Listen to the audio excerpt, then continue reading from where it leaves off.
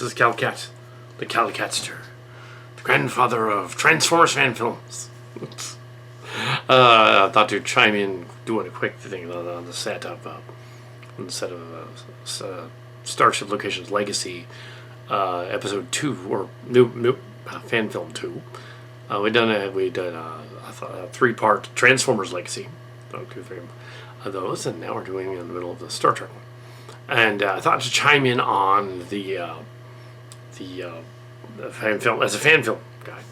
I'm the OG from way back in the day. From Transformers 1 started when I was like 14 years old. So that's that far back. The original OG thing. What did I feel about the trailer, teaser trailer, first reaction of Transformers 1, which just dropped today, April 18th? Yes. As a fan of cheeky, like, all Transformers multi-user shared hallucinations, the mush, Transformers fan films, fixed shipping, stuff like that, as long as it's fairly PG.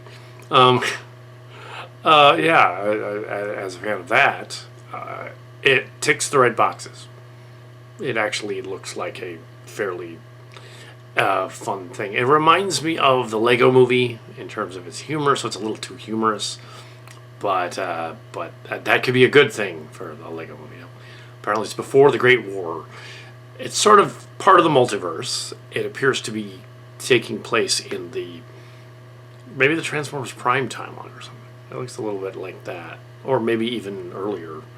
The characters don't match up exactly because Megatron and Orion Pax in G1 don't match up. The Great War started with the Decepticons already in existence, and they took over They wouldn't have been friends. They were already in existence, and they went back. They retconned that from, I guess, some of the animated stuff that came out later. And in the G1 universe, since it is a multiverse, this would appear to be in that timeline. It's not even in the Netflix timeline, really.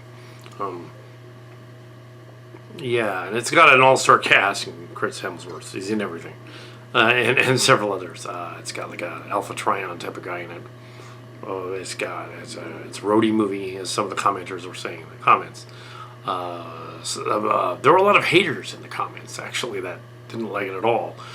I'm willing to bet, though, that most of those haters were probably born in 2000 or later and have no idea, or even 2005 or later, and have no idea what OG Transformers was. To them, Transformers Armada was Transformers when they were babies. So they have no idea what the OG stuff. If you go back to the OG cartoon, even though there was like a space war and they were on Earth and all that, it was campy. There was an infamous episode, where a human female falls in love with Powerglide, the glider jet guy, for no apparent reason other than he flies. That was an episode. It was a bad one. There was an episode called Bot, where they go to a high school and they hang out with because the high schooler brainy kids steal Brawl's personality component, and they do a thing, and it's a comedy episode. There's an episode of the 3rd season where Soundwave and Blaster argue on a planet. The Autobots and Decepticons chasing around, has infamous animation errors, but they're arguing on a planet to steal the voice of 3 singer people, and the planet is a singing planet, an opera planet. There were some really, really, really silly episodes of Transformers. There were good ones though. Dwellers in the Depth, Web World. That was silly, but it was fun. Web World was about about a mental institution planet where they send Galvatron in the 3rd season, and that was written by a Star Trek writer. So there you go. Yeah, so it's just a Diane Duane, I think. But yeah, so there was some, and War Dawn was one of the more serious episodes of a time travel one, which they're taking off of in this. Supposed to be millions of years earlier. The music in it kind of fits in the trailer because it's a rock song from the 80s, late 70s, early 80s. Kind of fits in there. But yeah, the road trip thing. I'm surprised I haven't done a road trip. I've done it several times in my fan films. I've had them go on a road trip. I've done that several times. Corrosion of War Without End, which was based on that miniseries by Soft Stories by Rob Powers. That was a road trip. The people in an Autobot ship or from another part of the galaxy are going to Cybertron. It's a road trip. Last two episodes are at Cybertron.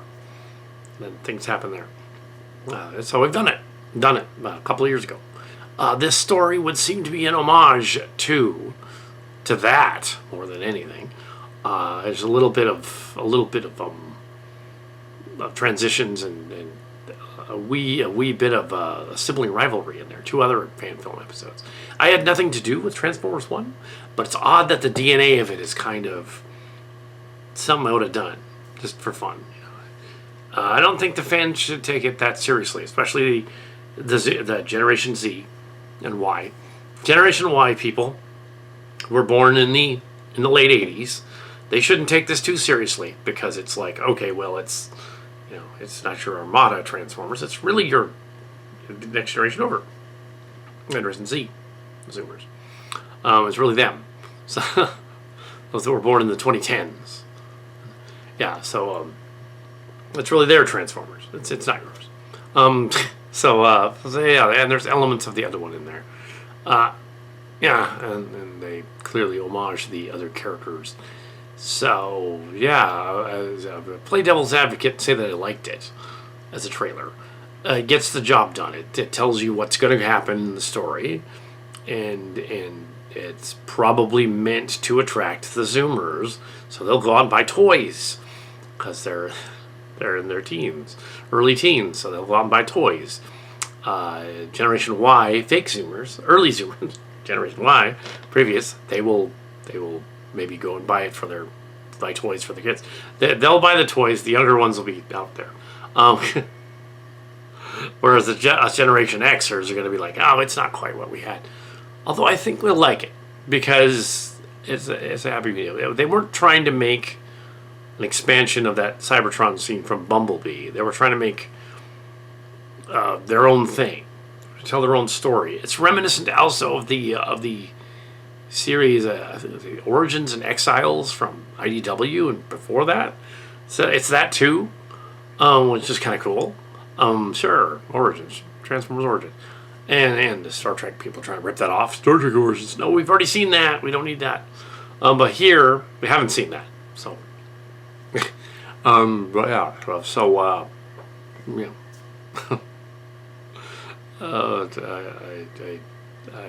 I liked the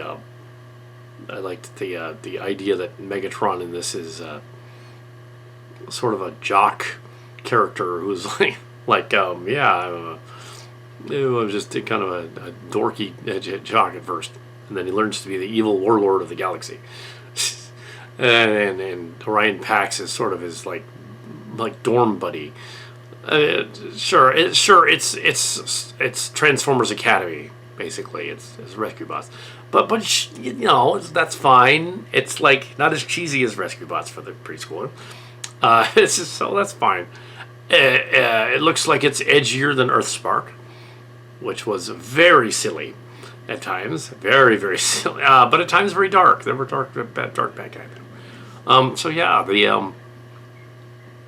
yeah, it could be a pilot of another series that takes place millions of years and millions of years later. Doesn't make sense, but that's what they did. Nothing would be surviving for millions of years like that. They were robots built out of metal, but that's fine. So, I mean, when the OG story was based loosely on that other stuff from the story guide, it's like they decided, Mount St. Helens erupted a few years earlier, so let's call the mountain Mount St. Hilary, and let's set the Transformers in Oregon, which I thought was fun. Oregon relatives, so that was fun. It's set in Oregon, so that's what it is. It's in Oregon. It's near Bend and stuff. But yes, Salem. There's no offshore oil drilling anywhere near there, but yeah, sure. Maybe they were up in Alaska. That Spike and Chip were up in Alaska. Maybe that was it. But then they went back down to Oregon. Yeah. There was a San Francisco episode too. There was an episode where they did time travelers from outer space and time showed up, and they have to put them back through time warps. There were silly episodes of the first series. There were plenty of them. So yeah, Dinobot Island 1 and 2. Yeah. So I mean, I've done fan films that were far sillier than that when I was a teenager, and then in my 20s. So yeah. So this is like this is like a cartoon version of that. It's trans and trans 2. That's fine. Okay. And it works as a prequel because it's not taking itself that seriously. It's saying, okay, this is probably somebody's weird holodeck version of what happened before the space war. Yeah. They have humanoid personalities. That's good, but it works. I think it's fine. It's fine. We'll have to see what the other trailers look like. But I think it looks enjoyable. I think it looks fine. I know there will be a bunch of haters in comments going, "Oh, how could you like that? I was raised on that." So way back in the 80s, I mean, if you think of even the Transformers live-action movie, if you think about it for half a second, it makes no sense at all. There's a giant planet-gobbling monster planet thing, Galactus-type scale, celestial, eating planets, and it wants to eat Cybertron, and reformats Galvatron, which is kind of conversely to what it's doing. It's eating planets. So why wouldn't it just eat Galvatron? But no, it reformat Megatron into Galvatron and goes on. And it can be stopped using the power of wisdom from the matrix of leadership. Somehow the matrix can blow it up. Yeah, it's completely silly. But, of the movies I've watched over the years, Transformers, Transformers, the original animated movie, that and the Wrath of Khan, I've seen well over 30 times. So clearly, if anybody's going to like another Transformers thing on Cybertron, it's going to be the Kal Katster. Yeah. You got the touch. So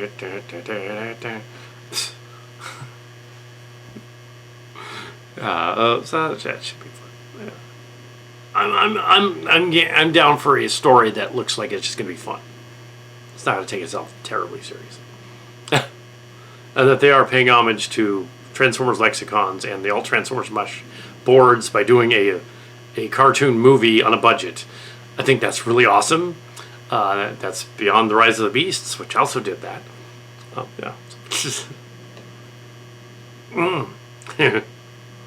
Question is, where's the Kal Kat scene? You'll see it in the trailer.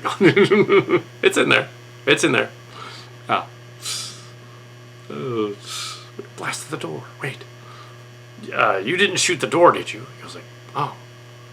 Just tell him it was like that when it got here. Okay, so yeah.